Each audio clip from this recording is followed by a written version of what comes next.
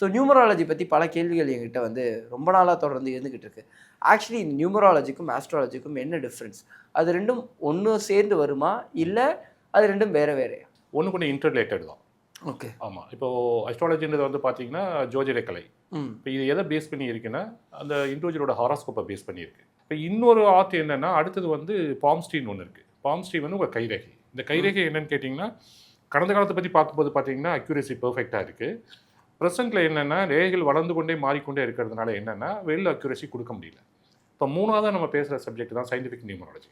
இது மூணுமே பாருங்கள், நல்லா ஒரு யோசிங்க. இந்த இண்டிவிஜுவலோட ஹாரோஸ்கோப்போ உங்களது, கைரேகையும் உங்கள் கைரேகை, மூணாவதாக நம்ம பேசக்கூடிய நியூமராலஜியும் பார்த்தீங்கன்னா உங்கள் பிறந்த தேதி. ஓகே. யூனிக் தான், இது வேற எங்கேயும் வெளியிருந்து வரல. ஸோ எல்லாமே ஒன்றுக்கு ஒன்று ரிலேட்டபிள் தான்.